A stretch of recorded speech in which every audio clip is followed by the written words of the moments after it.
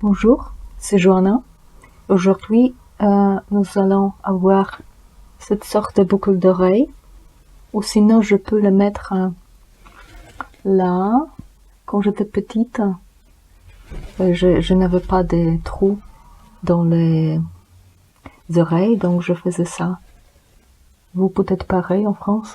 Sinon, on peut le mettre ici, parce que j'ai un problème avec mon oreille ici, avec le trou. Je n'arrive pas à mettre ces boucles d'oreilles, donc je peux le rester comme ça. Ou sinon, je peux tout simplement manger. Ben, je peux encore faire comme ça. Ça va faire le deux. Ben, tzigane, quoi. Alors, on commence. JC Lady, de la chaîne Éducation Alternative. Donc, on continue avec la grammaire polonaise, qui est l'exemple de la grammaire ancienne. Ah, les cheveux, ça met... Bon. Chatouille. Et c'est la troisième série des vidéos. Et c'est la 12e vidéo de la troisième série. C'est intitulé Grammaire comparative. Parce qu'en fait, je commence déjà à parler de mon livre Grammaire comparative, quoique je dois finir, comme je décidais, en détail avec les aspects. D'abord, on a cet aspect du verbe. J'en ai déjà parlé, et puis j'ai déjà parlé en détail de l'aspect jednokrotny, wielokrotny, continuum répétitive, de l'aspect parfait, imparfait, dokonany, niedokonany. Je parlais aussi de l'aspect czynny, bierny, actif, passif. Et aujourd'hui, nous allons parler de współczesny, uprzedni. C'est l'aspect, on peut dire, simultané et chronologique. Parce que, bien que c'est un peu connecté, parce qu'on utilise ici des participes, mais ici on utilise aussi quelque chose en plus, des mots en plus. Je vais quand même revenir un peu à cet aspect, pour que ça soit tout bien clair. Donc en fait, je dis qu'on a des participes. En français, vous avez participe passé et participe présent. Chez nous, en polonais aussi, nous avons participe passé et présent, sauf que nous, en Pologne, dans la grammaire pas ancienne, mais de présent, ils disent qu'on a plus de participes et on appelle aussi des participes ces formes qui font l'aspect simultané et chronologique. Je ne suis pas d'accord. Je ne suis pas d'accord. Selon moi, c'est ça. Imię słowy, ça veut dire le participe en polonais, mais imię słowy, ça veut dire c'est profond comme nom, parce que ça veut dire c'est quelque chose qui est nominal et verbal. Une construction verbale terminale et nominale. J'ai déjà expliqué, mais ça veut dire que les participes imię słowy, ce sont seulement les mots qui servent à créer l'aspect bierny, passif et czynny, actif. Il n'y a que ça. Mais ça veut dire que imię słowy, participe, ce sont seulement ces participes passés qui servent à faire l'aspect passif et participes présents qui servent à faire l'aspect actif. Et en polonais, on n'a pas une seule forme, on a 3 formes. Il y a 3 mots, on peut dire, 3 sortes de participes parce que les aspects se joignent. Et ici, l'aspect jednokrotny, non répétitif, wielokrotny, répétitif et dokonane parfait se joint à l'aspect passif. Et ça fait qu'on a 3 participes pour créer l'aspect passif. D'accord? Donc, on a pour infinitif palić, palące. Oui, palone. Oui, pour passif, palone. Palać, palane. Et palnięty pour le verbe palnąć. Ou sprzątnąć, sprzątnięty. Ces 3 participes et 3 terminaisons. Ça fait one, ane, ente. Ce sont 3 aspects joints à l'aspect passif. Et ici, on a 2. Donc, un peu plus qu'en anglais et français, oui, parce que vous avez une forme. On a palające. Pour non répétitif, c'est palące. Pour répétitif, c'est palające. Et pour l'aspect actif, on n'a pas de forme parfaite, parce que parfait ne peut pas être actif, tout simplement.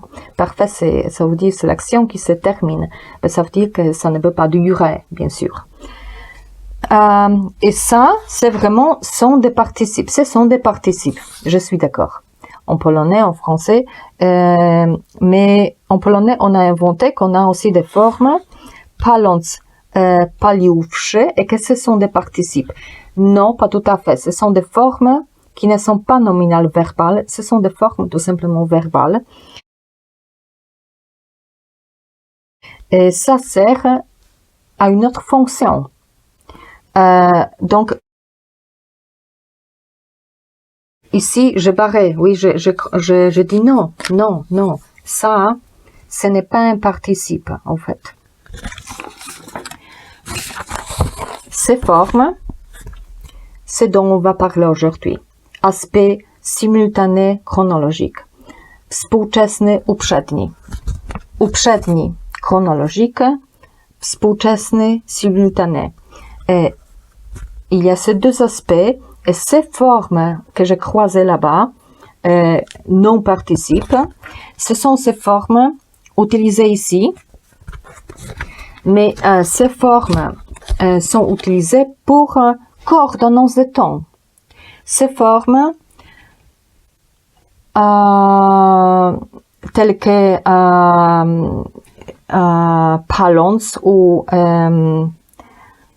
paliwszy, ce sont des formes utilisées quand on a une grande structure et au moins 2 actions.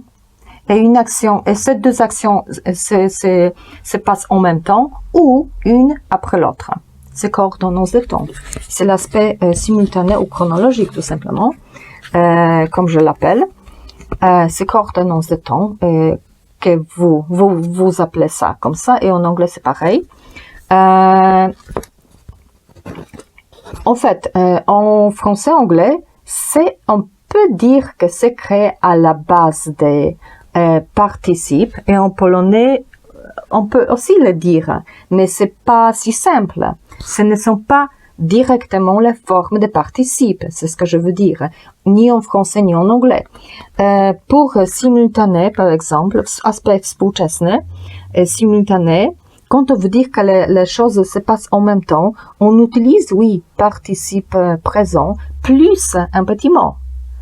On va prendre les exemples dans un instant, mais je veux dire, en polonais, on dit pour aspect jednokrotny, non répétitif, paląc. Par exemple, un monsieur, en fumant une cigarette, parlait à quelqu'un. Et en polonais, je veux dire, mężczyzna, paląc papierosa, rozmawiał z kimś. Et en polonais, on dit paląc, et vous dites en fumant. Vous avez 2 mots, donc c'est pas un simple participe fumant. Vous ne pouvez pas dire monsieur fumant une cigarette parler à quelqu'un. Ça existe, mais ce serait plutôt aspect actif pour exprimer une qualité de quelqu'un plutôt que coordonnance de temps. Si on veut dire que les choses se passaient en même temps, il faut dire en fumant. d'après ce que je sais, d'après ma connaissance de français. De toute façon, en polonais, je suis sûre, on a paląc, un seul mot, mais ce n'est pas un participe, même si je pense que ça venait de latin, peut-être, je ne sais pas. De toute façon, c'est pas un participe en polonais. Donc, paląc, pour répétitif, c'est palając. Ici, uprzedni, aspect chronologique, une action après l'autre, ça va faire pour aspect non répétitif, c'est paliwszy, pour aspect répétitif, palałszy, pour aspect parfait, de konany, palnąwszy. Bon, maintenant, j'espère que c'est clair. On va prendre des exemples de phrases dans un instant. Maintenant, je veux parler de cette phrase, de cette forme, paliwszy en polonais. Cette forme, paliwszy, en fait, en polonais, elle n'est pas tout à fait comme ça. C'est une forme ancienne. Avant, on avait vraiment cette forme verbale, paliwszy, pour l'aspect chronologique, uprzedni. On avait cette forme qui venait de troisième personne, masculin, genre masculin, passé, temps passé. Palił, par exemple, pour jednokrotny, non répétitif, ou palał pour répétitif. Par exemple, pour ce verbe, palił, palał, ça doit avoir ły, parce que chez nous, ły, chez nous, ły, c'est, ça veut dire le temps passé. Mais après, on ajoute wszy. Maintenant, wszy, c'est bon. Maintenant, ça n'existait pas du tout dans cette forme. On a le mot wszystko. Wszystkie ou wszechświat. Wszy, ça veut dire le tout, en entier, tout le monde. Donc, on crée cette forme à la base de ça. Palił, ça veut dire il a fini, terminé quelque chose en passé. Il a fait quelque chose en passé en entier. Wszy. Il a tout terminé. Il a tout fait ce qu'il devait faire. Oui, il a tout fumé, il a tout nettoyé. Et vous avez la forme, par exemple, ayant plus participe passé, ayant fumé, ayant nettoyé. Oui. Distraction de famille. Je disais quoi? Bon, donc on a cette forme, mais avant cette forme était vraiment comme ça. On avait pali et la terminaison était wszy. Pour toutes les formes, pour l'aspect chronologique. Maintenant, en fait, après ça tombait, on peut dire. Et donc, maintenant, on a des verbes et c'est pas très clair quel verbe prend quelle terminaison. On a soit terminaison sans ou soit terminaison sans v. Donc, c'était trinqué, c'était abîmé. Et certains verbes, maintenant, prennent la terminaison wszy et certaines formes prennent la terminaison wszy. Ce qui est très flou, très bazar, quoi. Et moi, je dis, c'est pas bien. Toutes les formes devraient avoir wszy. Même si c'est un peu difficile à dire, mais c'est comme beaucoup de mots en polonais, comme le mot jabłko, on ne dit pas c'est la pomme, et ça s'écrit jabłko. Mais on dit jabłko. Mais alors, quel problème? Tout le monde sait comment ça s'écrit et tout le monde sait comment on prononce. On peut dire jabłko, mais on peut dire jabłko. Et pareil ici, ça devrait être paliwszy, et on peut dire paliwszy. Parce que c'est comme ça polonais. Il y a beaucoup de consonnes, et parfois, quand on prononce, on les serre. Et c'est un peu pareil en français, vous avez beaucoup de voyelles, et quand vous prononcez, vous les serrez. Et pourtant, ça existe dans l'écriture, ça devrait exister. Il y a des mots qui ont été détruits, tel que par exemple le mot mänskfa, ça veut dire bravure, ou le être un homme, être brave, oui. Mais ça, maintenant, on écrit mänskva, mais ça venait de mot mange, qui était l'homme, mais aussi le mari. Avec mange, en polonais, c'est un peu l'histoire de femme en français. Ça veut dire l'homme et le mari en même temps. Je vais faire le film sur ça. Mais de toute façon, dans ces mots męstwo, ça n'existait plus je. Ça a tombé. Ça est tombé. C'était męstwo. Ouais, męstwo. Bon, une digression. Donc, c'est ça. Je voulais vous montrer les exemples. Bon. J'ai écrit par la main. Pour plusieurs raisons. Aussi parce que peut-être je ne veux pas que ça vole dans l'internet trop. Et comme ça, pas tout le monde va pouvoir lire. Ici, c'est l'aspect passif-actif. Et c'est vraiment créé avec des participes, des vrais participes. Et ici, c'est l'aspect simultané chronologique. C'est quelque chose d'autre. Ça peut servir même dans les simples, courtes phrases. Oui, je suis, la maison est bâtie. Et bâtie, c'est un participe passé. Mais ici, non. C'est pour de longues phrases, déjà au moins 2 actions, et c'est un autre aspect, une autre fonction, et on n'utilise pas vraiment des participes, on utilise quelque chose chez vous à la base des participes, mais chez nous, c'est une autre structure, courte, une. On va lire. Dzieci jedzące kanapki rozmawiały. Ça veut dire, jedzące, c'est participe présent. Children eating sandwiches were talking. Oui, il y a une erreur. J'ai mis T, je ne sais pas pourquoi.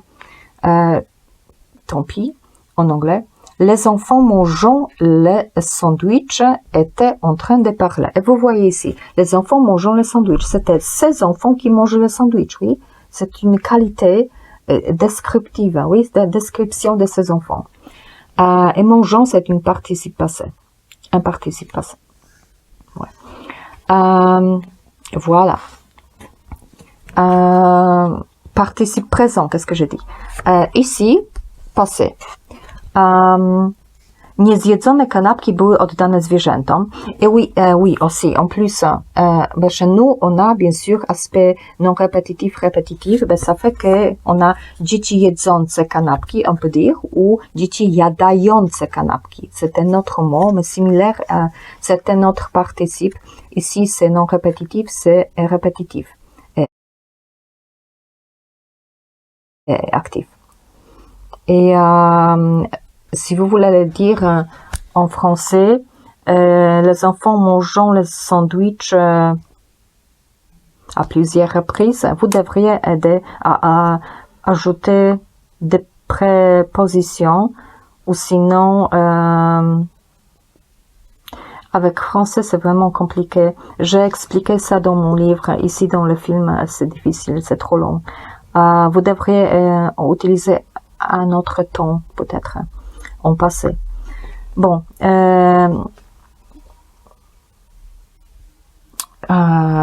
Bon, ici. Niezjedzone, niezjadane. Ici, c'est polonais. Niezjedzone kanapki były oddane zwierzętom. C'est participe passé. Ça veut dire not eaten sandwiches were given to animals. Les sandwichs non consumés étaient donnés aux animaux. Donc ici, c'est participe, actif présent.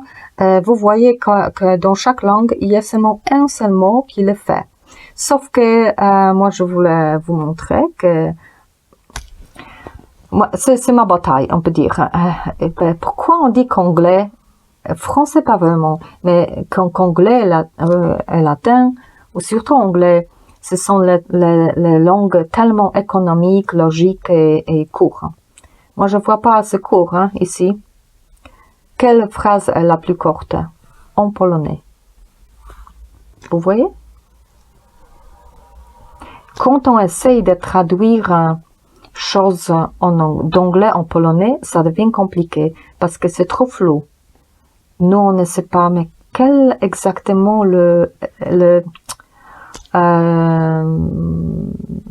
qu'est-ce qu'on veut exprimer là? Parce que c'est flou, oui. Mais de toute façon, et ça devient parfois trop long. Mais si on parle en polonais quoi, si on exprime la réalité, ça peut être long, mais normalement, dans vraiment des actions et tout ça, c'est court, logique, tout condensé. Bon. Et ici, bon, français est trop long.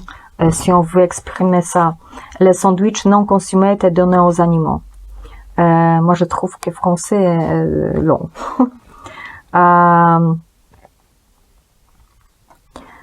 Bon, mais ici, ce sont des participes, vraiment.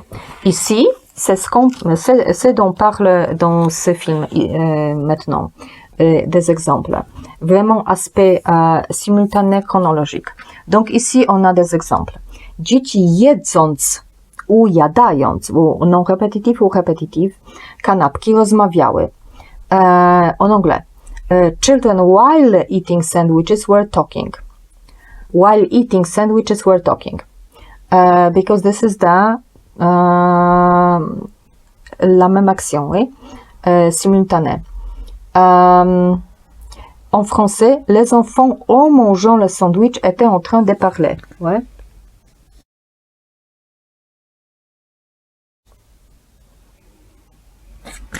Et moi, j'ai mis était en train de parler parce que pour moi, en mangeant, bon, je veux dire, pour polonais, jedząc, c'est durée, c'est non répétitif. Donc, je ne peux pas vraiment dire, peut-être que si je dis les enfants, dzieci jadając kanapki rozmawiały, donc c'est un autre aspect répétitif. Les enfants, en mangeant le sandwich, parlaient. Mais pour moi, ça voudrait dire que c'est répétitif déjà. Et si c'est pas répétitif mais duré, ça doit être était en train de parler. Ça fait long, mais moi, je pense que c'est ça. Simultané. Bon. Aspekt chronologique. Dzieci jadłszy kanapki rozmawiały. Jadałwszy, zjadałwszy, jadnąwszy. Ça n'existe pas. Parfait, mais non répétitif, l'aspect on a. Chez vous avez la forme ayant mangé. Bon, on traduit. Children having eaten sandwiches were talking. Children having eaten sandwiches were talking. Eh ben, ça veut dire que les enfants ont déjà terminé à manger, oui. Les enfants ayant mangé le sandwich étaient en train de parler. Donc, c'est chronologique. D'abord, ils ont mangé, après, ils ont parlé. Oui. Mais ici, ce ne sont pas vraiment les participes. C'est qu'on participe avec quelque chose. Ouais. Et je pense que c'est tout pour aujourd'hui. Comme je l'ai fait en polonais, bon, je vais dire aussi en français. C'est peut-être le temps d'aborder, de dire finalement quelque chose à propos, pour terminer, des temps. Si je dois donner mon opinion, combien de temps, ben, ça veut dire les structures temporelles on a. C'est pas 3, c'est pas 6, je pense qu'on a 9. Parce que ça provient de ça. De ces aspects. On a 3 conjugaisons en polonais. 3 conjugaisons en polonais, ben ça veut dire quand on utilise vraiment un verbe de conjuguer par personne. Oui, ça veut dire je fume, tu fumes, il fume, nous fumons, vous fumez, il fume. Ja palę, ty palisz, on pali, palimy, palicie, palą. et ça fait ça, 3 conjugaisons. Donc ici c'est infinitif palic, palac, palnonj, mais c'est toujours la même racine pour un verbe. Donc c'est tout ensemble. Et mais ici ce sont les temps, passé, présent, futur. Et ici c'est aspect actif. Qu'est-ce que ça veut dire? Ça veut dire 1, 2, 3, 4, 5, 6, 7, 8, 9. Qu'est-ce que c'est? En polonais, je vais vous dire. C'est przeszłe jednokrotne. Ça veut dire passé continuant, présent continuant, ou continuer, je sais pas, durée, futur continuant. C'est comme en anglais, past continuous, present continuous, future continuous. Et ici, répétitif. Passé, répétitif, przeszłe wielokrotne, teraźniejsze wielokrotne, przyszłe wielokrotne. Passé répétitif, présent répétitif, futur répétitif. En anglais, ça fait past simple, present simple, future simple. Et ici, c'est parfait. Aspect parfait, mais ça fait en polonais przeszłe dokonane, teraźniejsze dokonane, przyszłe dokonane. Et ces deux formes sont les mêmes en fait. Teraźniejsze dokonane, przyszłe dokonane. En français, ça fait passé parfait, présent parfait, futur parfait. Présent et futur, c'est la même forme en fait.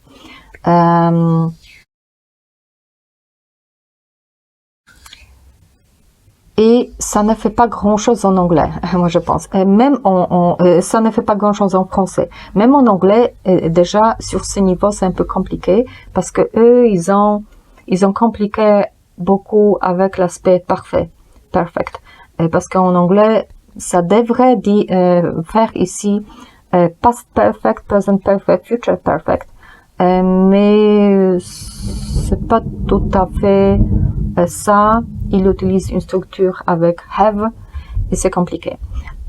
Et ici, j'ai mis tous ces mots, tous ces noms de temps. Anglais s'est développé, c'est une langue bizarre parce que vous venez des latins en fait. C'est post-latine, tout c'est espagnol, français, tout ça. Donc en fait, il y a une civilisation slave. Grande, immense. Asie, toute l'Asie et milieu de l'Europe. Et de l'autre côté, à l'ouest, c'était le roman, ouais, les Romains. Comment ça s'appelle? Empire, oui, Empire romain était là. Et bien sûr, c'est latin, ça venait de là. Mais Empire romain, il s'est contacté tout le temps. Personne n'est passé là ou là, parce que la frontière était vraiment, il y a eu une grande bataille. Et les Slaves n'ont jamais laissé les Romains venir chez nous. Il n'y a eu jamais de Romains chez nous, dans le pays slave. Et en fait, mais au sud, il y a eu des Étrusques et tout ça, et c'était le mélange slave avec le sud et tout ça, et eux, ils venaient, et latin commençait comme ça, le romain, grec et tout ça, ils prenaient beaucoup de la civilisation slave, et ça se mélangeait au sud, mélangeait, mais de toute façon,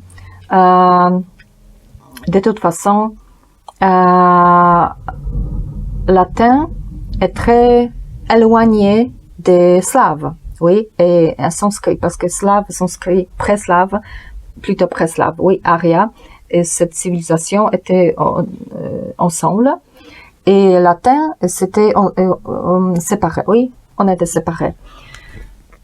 Mais quand même, c'était deux parties d'Europe et Asie, oui. Europe, Asie, c'était slave, et après, vous étiez à Europe de l'Ouest, mais aussi, je sais pas, un peu d'Afrique et tout ça. Et les Germaniques, c'était le peuple très, très mélangé, venu vraiment tard, c'est pas vrai ce qu'ils disent, et très, très mélangé. un peu de latin, un peu de slave et nord. Beaucoup de nord, ça fait il n'y a pas vraiment ils ont la tendance à enlever des déclinaisons, conjugaisons, blablabla, machin truc, et après ils attachent d'autres mots petits. Là, beaucoup de mots courts, hein, et ça fait quelque chose qu'ils ont l'impression que c'est très court, c'est pas très cool. Ça vient long. Mais de toute façon, anglais est très mélangé. Mais comme c'était vraiment à côté, parce que c'est germanique avec Allemagne, très à côté des Slaves, ils ont beaucoup de mots et structures slaves que le monde latin n'a pas, en fait. Donc, c'est pour ça que je dis que c'est un peu plus facile de comparer slave à anglais, en fait. Et français, c'est compliqué, parce que ça, c'est pas si direct. Moi, je peux pas dire vraiment que ce que ça va être en français. Je vais mettre ça ici, vous pouvez regarder. Je pense que pour le non répétitif, ça pourrait être j'étais en train de fumer, peut-être. Comme en anglais, ils ont I was smoking, j'étais en train de fumer, peut-être. I'm smoking, je suis en train de fumer.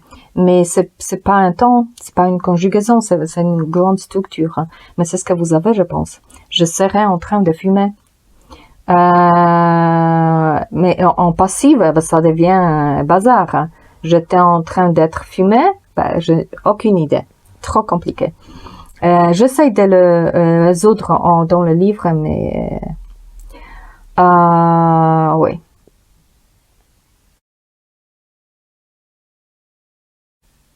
Et c'est tout. Dans cette table ici, en vert, c'est l'aspect simultané chronologique. C'est ici, ces formes. Parce que ce ne sont pas des conjugaisons, ce sont juste deux formes qu'on utilise. C'est ça. C'est tout. C'est déjà trop long. Bon, souvenez-vous que la langue crée la réalité.